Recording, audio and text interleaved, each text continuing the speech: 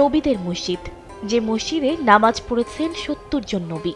মানুষকে সঠিক পথ দেখানোর জন্য মহান আল্লাহ যুগে যুগে অসংখ্য নবী ও রাসূল পৃথিবীতে পাঠিয়েছেন।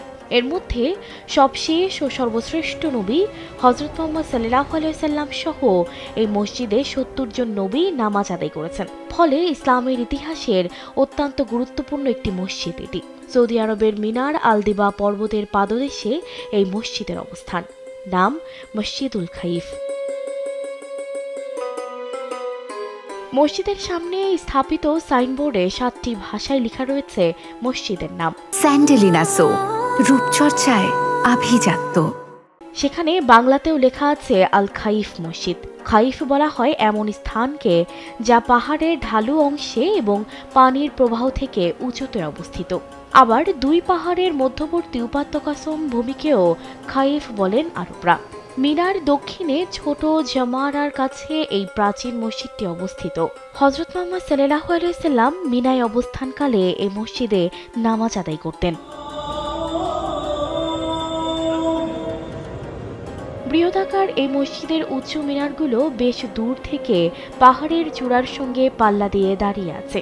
নবী সাল্লাল্লাহু আলাইহি ওয়াসাল্লাম বিদায়ী হজে মসজিদে খাইফে নামাজ পড়েছেন।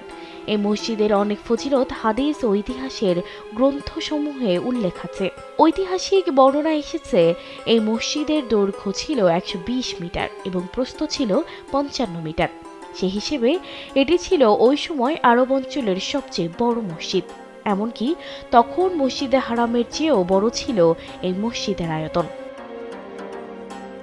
খাইফ মসজিদ হচ্ছে মক্কার কাফেরদের বিরুদ্ধে মুসলমানদের বিজয়ের এক স্মৃতিচিহ্ন। ইতিহাসে এসেছে ৫ম হিজরিতে তৎকালীন ইহুদিদের প্ররোচনায় মক্কার কাফেররা মদিনায় হামলার সিদ্ধান্ত নেয়। এ লক্ষ্যে তারা কিছু আরব গোত্রের সঙ্গে চুক্তি করে।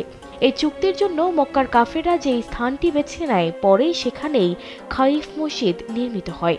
মূলত মুসলমানদের বিরুদ্ধে কাফের গোত্রগুলোর ঐক্যের ব্যর্থতার নিদর্শন হিসেবে মসজিদটি দাঁড়িয়ে প্রতিনিয়ত ঘোষণা করছে ইসলামের বিজয়গাথা ইতিহাসকে। রাসূল সাল্লাল্লাহু আলাইহি ওয়াসাল্লাম খাইফ মসজিদের যেই জায়গায় দাঁড়িয়ে নামাজ আদায় করেছিলেন, ওসমানিয়া শাসনামলে সেখানে একটি বড় গম্বুজ ও মেহরাব তৈরি করা হয়। এখন অবশ্য সেটি আর নেই। ৮৭৪ হিজরিতে মিশরের মামলুকি সুলতান কাইতোবা এই মসজিদ পুনর্নির্মাণ করেন। মসজিদের ওই স্থাপনাটি কয়েক দশক আগ পর্যন্ত বিদ্যমান ছিল। এখন থেকে ৩ দশক আগে ১৪০৭ হিজরিতে এই মসজিদ পরিবর্ধন ও পুনর্নির্মাণ এক বিশাল পরিকল্পনা হাতে নেওয়া হয়। পরিকল্পনার অংশ হিসেবে মসজিদের আয়তন আগের চেয়ে ৪ গুণ বাড়িয়ে প্রায় ২৫,০০০ বর্গমিটার করা হয়। খাইফ মসজিদে এখন ৩০,০০০ মুসল্লি একত্রে নামাজ আদায় করতে পারেন। মসজিদের ৪ কোণায় অবস্থিত ৪টি সুউচ্চ মিনার মসজিদটিকে দান করেছে অপার সৌন্দর্য। একাধিক হাদিসে মসজিদুল খাইফের বর্ণনা এসেছে।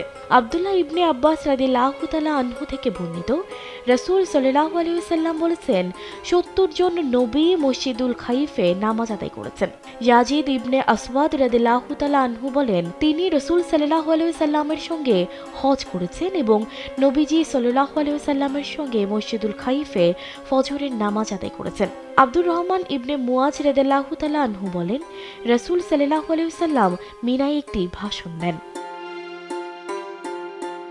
সানজিদা রহমান, কালবেলা।